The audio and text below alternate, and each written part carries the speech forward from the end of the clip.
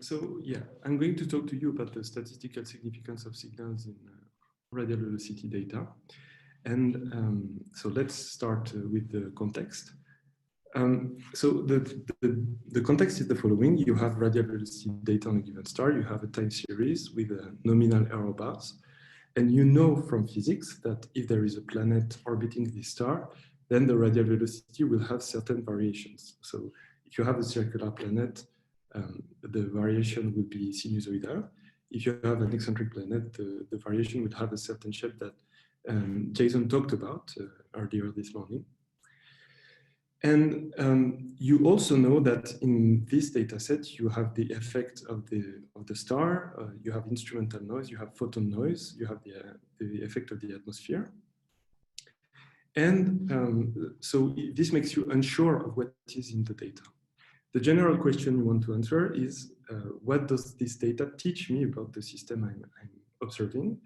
And the more specific question we're going to tackle today is, based on this data, can I claim that there are planets, and how confident I am in the fact that there are planets around the star of interest? The subject that I'll cover in this talk are first a naive approach with the periodogram to show you that, like, if you don't think twice about what you're doing, it's not going to work. Also, I'll define statistical significance and the statistical framework for calculations. I'll talk about the common statistical significance metrics used in RV. And finally, I'll discuss how you include statistical significance in your analysis, because it's just one step of the analysis of the data. Okay, so naive approach, let's consider a mock radial velocity data set. I have a time series, which has been generated with Keplerian signals plus noise, and these are nominal error bars. And I compute the periodogram. I'd like to take a moment to define a little bit more precisely what the periodogram is. So here I have the period in abscissa, and at each period, I'm going to fit a sinusoidal component with this period.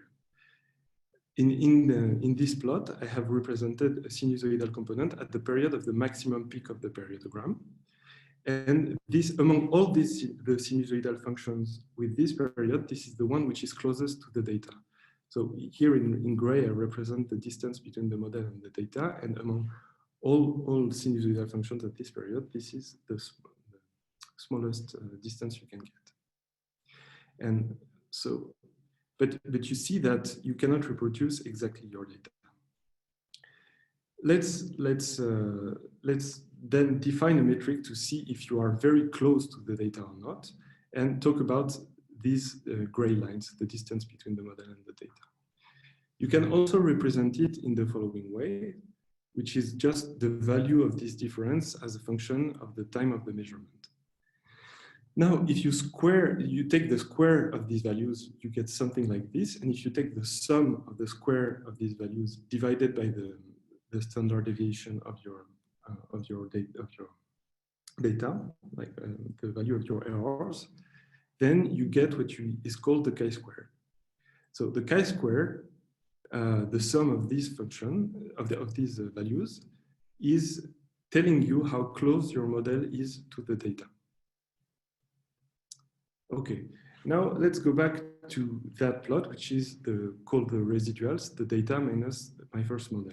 I have represented it that way because I wanted to emphasize the distance aspect of it, but I can also represent it like this. And this looks a lot like a new data set that you can analyze.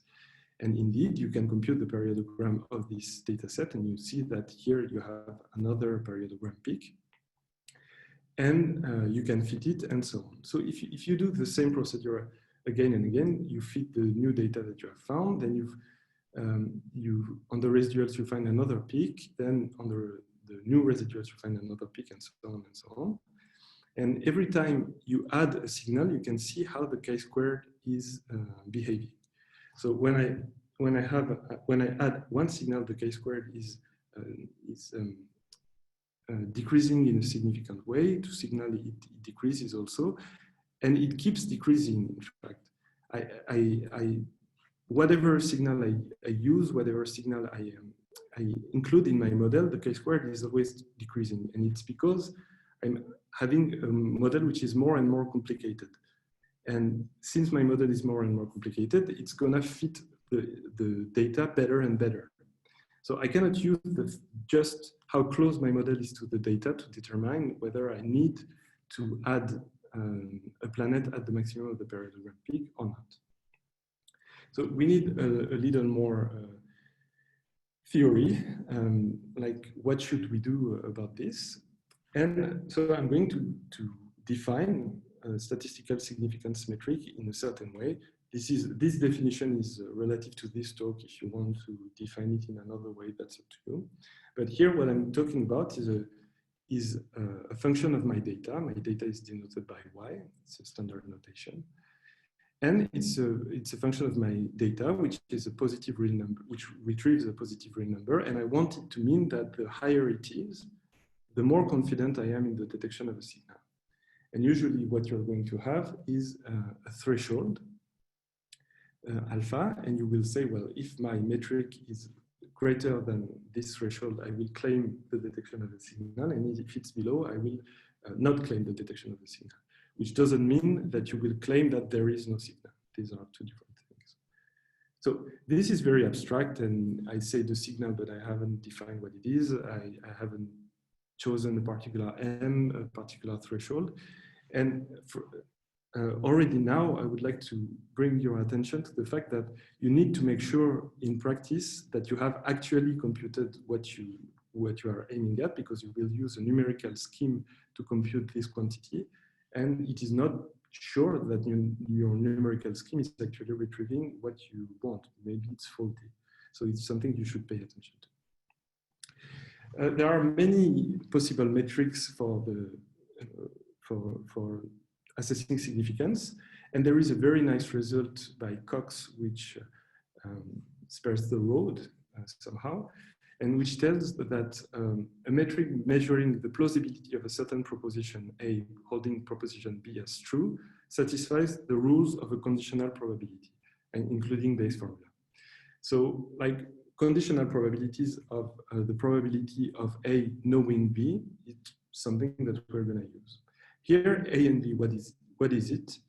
What you know is the data, but I invite you to consider the data in a broad sense. Like you have the RV data, of course, but you also have the ancillary indicators. You know how it was acquired. You know the stellar type of the star, maybe. You know also the laws of physics, that the planets cannot do anything. The system cannot be unstable, for example. And what you want to know is the orbital elements, like, well, what are the planets in the system? Okay, I need to define also a few more things. Let's denote by theta the parameters of interest. So the orbital elements, the activity parameters, like everything that you want to know about. And y is the data. So this is what I want to compute, the posterior distribution, the probability of the orbital elements knowing the data. And the Bayes formula tells you that you can express it as a function of two other quantities, which are the likelihood and the prior. So the prior is the probability of theta before seeing any kind of data. That's why it's called a prior probability. And the likelihood is the probability of the data knowing the parameters. And here you have a normalization term, which is the integral of the product of the two.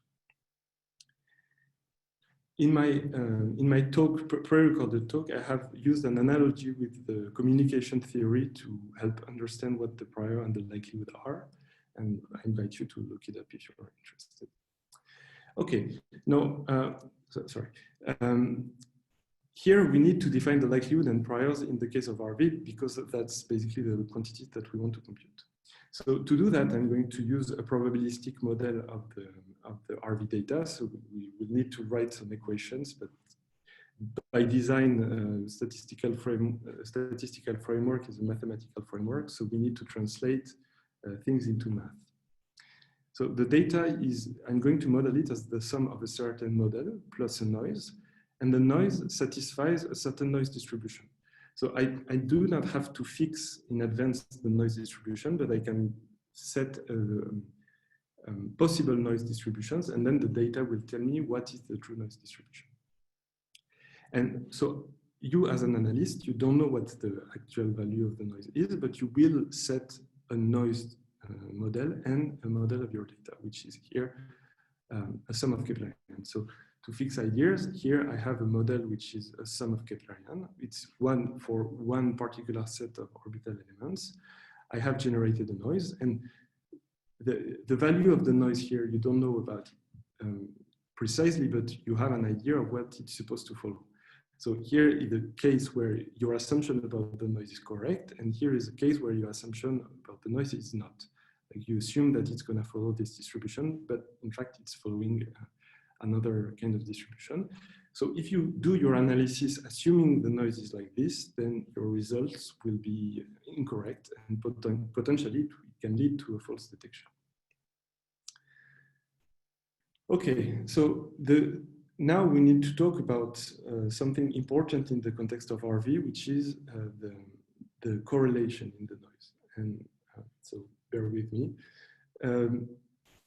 The property of the noise that we have seen here has to do with somehow the spatial distribution of the noise, but we don't know if this value of the noise here knows about the noise value here. And when we say that the noise is correlated, it means that the noise value doesn't forget about its previous values before. It's not independent. And you can quantify this dependence by what is called an autocorrelation function here in or autocovariance function, because in the case of radial velocities, you assume the noise to be stationary, which means that the noise depends only, the correlation between two values of the noise depends only on the difference between the times where the measurements were taken. And one classical way to parameterize this dependency on time is to use this kernel, which is defined in Haywood et al. And so this looks scary, but actually it's kind of easy to understand. So let's assume that you want to model a stellar noise with where the star has a rotation period of 25 days. Then you know that the correlation between two values of the noise will have a rough periodic pattern at 25 days. And in 25 days later, the noise pattern will be linked, not identical, but linked to what it was 25 days before. But also the stellar features evolve so that this is not a strictly periodic pattern. This is a semi-periodic pattern, which means that the more you go, the more time increases, the more the noise forgets about its past values. Like if you go this way, at some point, the value of the noise 200 days later will have nothing to do with the value of the noise now. Okay, now we have expressed the likelihood. We can express the likelihood in the case of RV. We have assumed that the noise is Gaussian with a certain covariance matrix, so that the likelihood is expressed like this. Usually the priors we take are independent in each of the orbital elements, which is like not a correct representation of what we actually know, but this is an assumption which is made anyway because it's simpler. Okay, so some common metrics. So how do we use this framework to compute significance metrics? The first class of metrics is periodograms plus false alarm probability. The second is the pace factor. These are, to my knowledge, at least the most used in the RV literature. You have also other type of methods, but I'm not going to talk about this. I'm going to focus on those two. And you'll have the full references in the slides. What? Oh, sorry. It goes back to the beginning. I don't know why. Okay, so the basic concept of the periodogram is the following. You have a base model, like you assume that your data is made of offsets, trends, other kind of signals. You think that this is by default in your model. And you're going to consider another model, which is this base model plus a periodic component at P. And you compare the likelihood of these two models, Kp and H.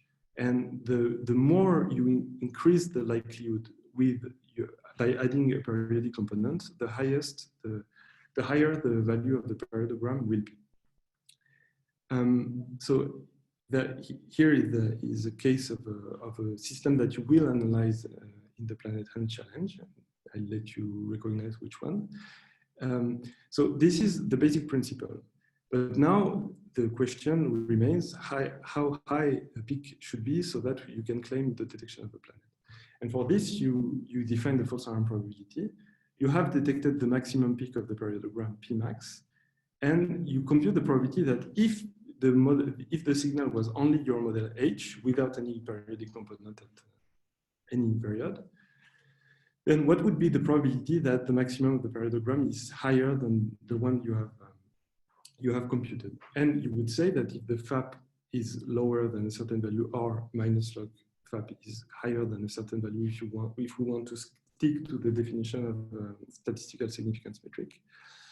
And you would typically say that you have detected a signal if alpha is below, if the FAP is below 0.1%. To compute the FAP, you can do it numerically by generating many times the data with your noise model and see how many times the periodogram exceeds a certain value. Or you can use an analytical formula from these papers, depending on your definition of the periodogram, which are very fast and accurate.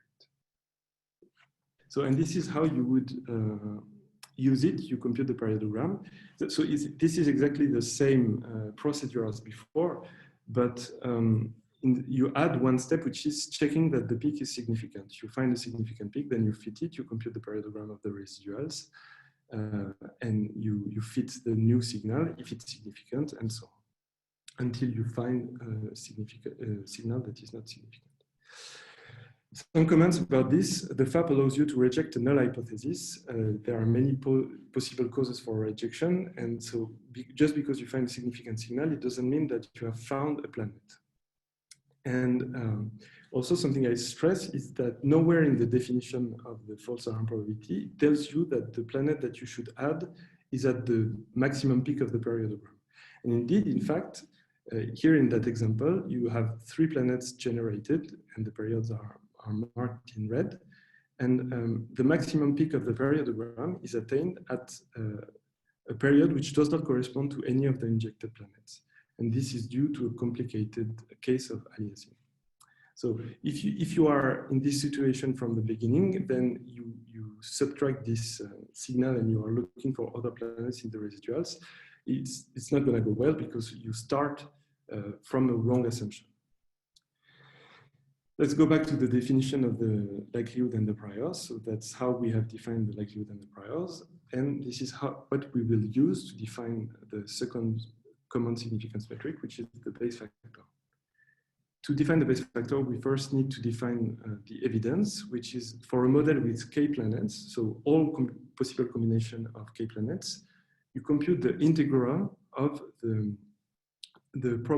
likelihood times the prior. And something that you can find also in a few references that I'll give you is that the evidence automatically penalizes the models that are too complicated. So unless the chi-squared, which keeps decreasing every time you take a more complicated model, if your model is more complicated, but this complication is not significantly better, then the evidence will start to decrease. And to claim the detection of an additional planet, you would compute the ratio of the evidences. And if this ratio is greater than a certain value, taken in general as 150, then you would claim an additional planet. Okay, something to mention about this is that computing these evidences is very challenging computationally. So when you compute it, use convergence diagnostics and provide numerical uncertainties.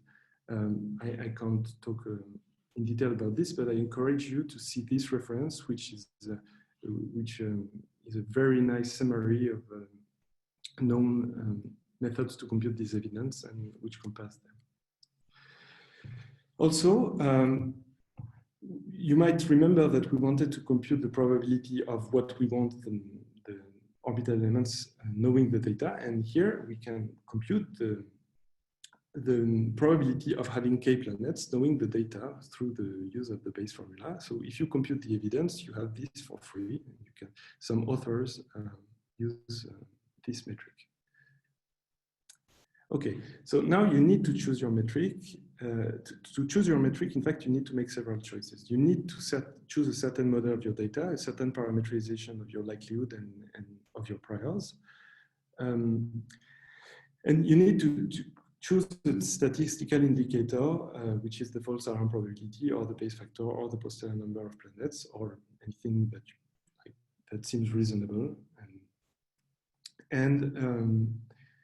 You need to choose a numerical method to compute the indicators. So all of these choices are important, and I will insist yet on the model. To insist on this aspect, I will take the example of the RV fitting challenge, where 15 signals were generated and 8 teams have analyzed the results. And they were ranked according to their performance. And it was found that the method that performed best used evidence comparison with moving average noise and linear correlation with ancillary indicators. To give you an idea of what the data is, here are the observations that are simulated, and in red you have the ideal signal you would have just with the planets, and here are the two corresponding periodograms, and you see that they are widely different. But now, if you compute the periodogram of the data with a linear correlation with the ancillary indicators of activity that you'll hear about more tomorrow, then instead of finding this periodogram, you find this periodogram where the peaks are aligned with the true planets. And if you do this for other planets in the challenge, you find an awful lot of planets actually. So in this case, the linear correlation was an excellent model, but it's not a realistic model. It's because the data was generated. And it shows you also that even with the best model generation that we have, we still have, they are probably not realistic enough. So use your models with care. How is it included in the analysis? First, I'll remind you that the raw data is, here in that case, the raw data is not raw. The real raw data comes from your CCDs on the spectrograph. And here it shows you like the drift of the 0 point of the instrument SOPHY as a function of operations on the instruments or the aging of the calibration lamp. So be aware that your data might be faulty also. Be aware that your model might be faulty. And here is a plot by Annelise Mortier that she showed last year at the EPRV. This is HARPS North Sun data, and you see that the behavior of this data is much more complicated than just, well, it's hard to see, but in fact, you can show that it's more complicated than just a semi-periodic Gaussian kernel.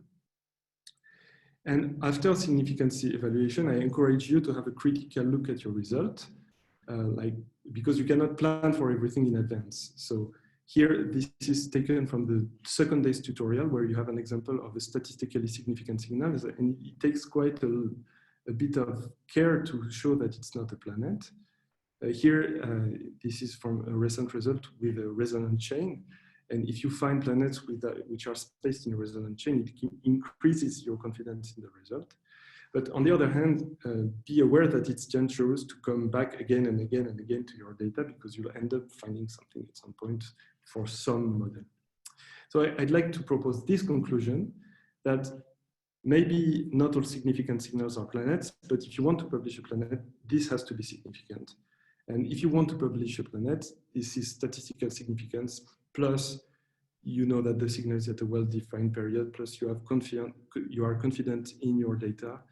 You have identified the cause of the signal, and even if you change your model, then the conclusion holds, and that's it for me. All righty, thank you very much.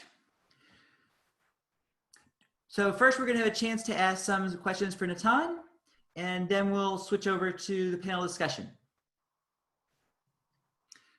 I see one question was, how do things change if the noise isn't Gaussian?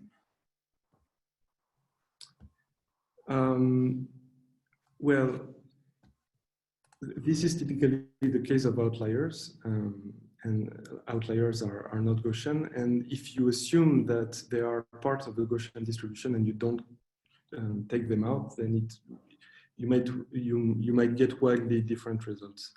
And so the effect of a mildly non-Gaussian noise has been little investigated. I've done some simulations about this in the case of eccentricity estimation, and it doesn't seem to affect too much the conclusions. But outliers, for sure, they do affect your conclusions. So maybe like rejecting the outliers, so what you're left with is close enough to Gaussian that you're not in trouble. Another question was, you mentioned sometimes the highest peak isn't a true planet period, and it was a different one. Well, how would you pick that you want to go with a lower peak as the true planet one? What would cause you to make that decision?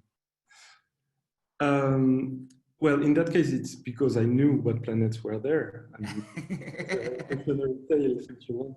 But the way I see this is that in the periodogram, you are looking for one planet at the same time. So you have all the contributions of all the aliases of the planets at each frequency that you're looking at. So if you want to avoid this situation, you need to look for several signals at the same time somehow. And this is something that the base factor does. And I've also written a code which is specifically designed to compute a kind of periodogram where you have less problems with the aliases. That was actually the motivation of my research when I started. One thing that may be relevant is sometimes people plot the maximum likelihood at a set of values. And other times people plot the marginalized likelihood at a set of values. Yes. And so if you're just plotting the maximum likelihood, it's much more misleading than if you marginalize over the other parameters associated with that peak.